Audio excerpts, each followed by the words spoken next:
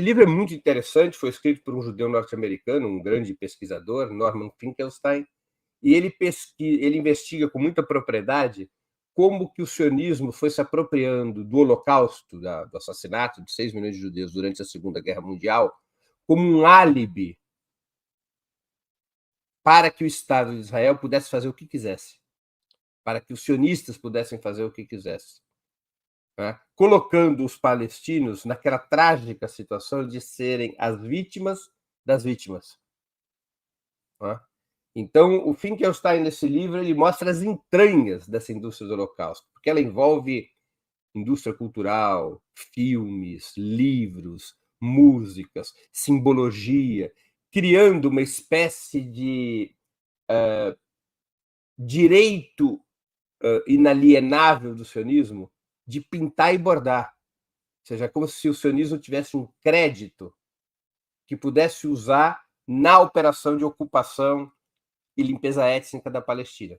Os palestinos que não tem nada a ver com a história do nazismo contra os judeus, né? Ou seja, seria razoável, fazendo aqui uma brincadeira, né, André? Seria razoável se o sionismo tivesse resolvido construir o Estado de Israel na Alemanha, né?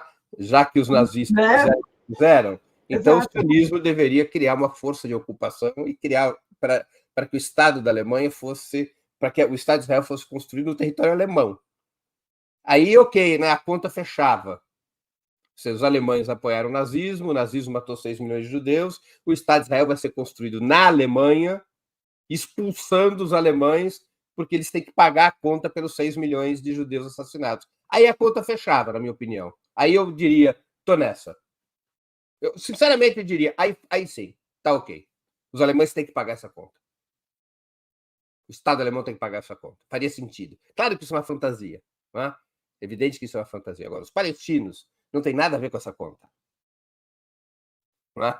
Mas o Holocausto foi sendo apropriado, industrialmente apropriado pelo sionismo como um álibi para sua estratégia racista e colonial, né?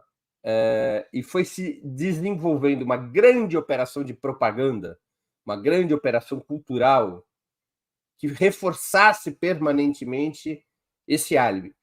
Evidente que eu não retiro a importância do Holocausto. Aliás, parte importante da minha família foi assassinada, foi dizimada no Holocausto. Parentes diretos da minha família participaram do levante do gueto de Varsóvia em 1943. Não apenas familiares meus foram mortos no Holocausto, como eles participaram da resistência ao nazismo, e foram assassinados na condição de combatentes da resistência. O Holocausto tem uma importância brutal na história do século XX, na história humana. Ele deve ser lembrado o tempo todo, ele deve ser criticado e denunciado o tempo todo, como uma expressão do imperialismo nascido em solo europeu. Sim. Né? Como expressão de um antissemitismo nascido em solo europeu e cristão. O islamismo não tem nada a ver com essa conta. Exato. Tá? E, acima de tudo, o Holocausto não pode ser apropriado pelo sionismo. O sionismo não tem o direito de ocupação sobre o Holocausto. Eles não são a representação do Holocausto. O Estado de Israel não é a representação do Holocausto. Isto é uma usurpação para fins ideológicos. É uma usurpação propagandística.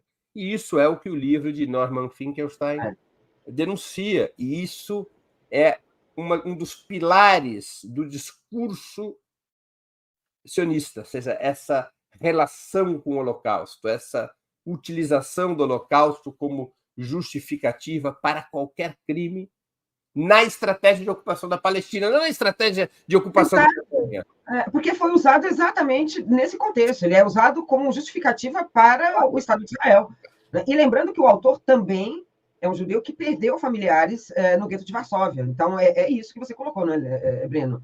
Não claro, a decisão da partilha da ONU de 47 devia ser: vai ser criado um Estado judaico na Prússia.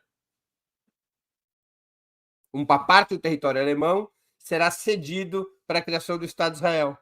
Aí faria algum sentido.